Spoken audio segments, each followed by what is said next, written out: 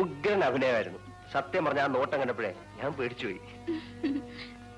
ഇന്നെങ്കിലും എനിക്ക് ജോലിക്ക് പോണം. എന്ത് ജോലി? ഇന്ന് ലീവ് എടുത്തേ? അത് വേണ്ട, 2 ദിവസത്തെ ലീവ് കഴിഞ്ഞ് ഇന്ന് വന്നതല്ലേ ഉള്ളൂ.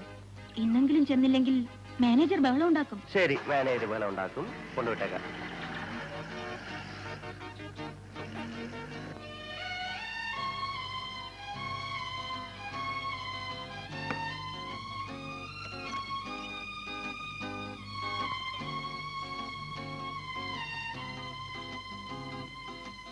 എന്താ എത്ര ധൃതി? 2-3 ദിവസമല്ലേ കണ്ടിട്ട്, അതുകൊണ്ടാ.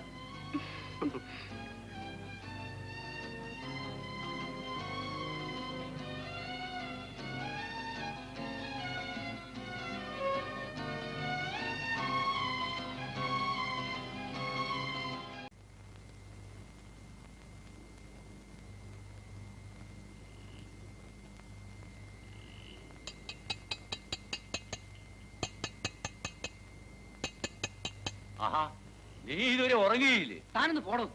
ഞാനങ്ങ് പോയേക്കാം.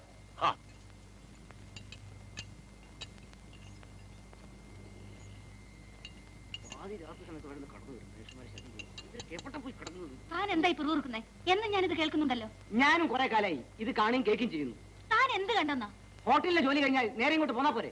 കണ്ടയിടത്തൊക്കെ നിരങ്ങിയേച്ച് പാതിരയാകുമ്പോ കയറി വരും മനുഷ്യരെ ശല്യം ചെയ്യാൻ. താനാരാ എന്നെ ഉപദേശിക്കാൻ?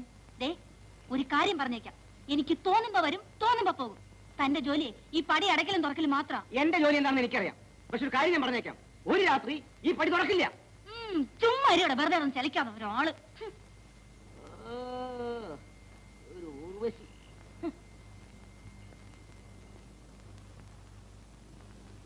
എന്തെത്ര ലേറ്റ് ആയത്?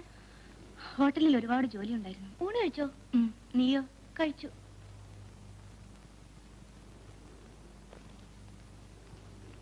ഇന്ന് ശമ്പളം കിട്ടിയോ? ഇന്ന് എങ്ങനെയാ കിട്ടുന്നേ? തീയതി 20 ആയുള്ളൂ.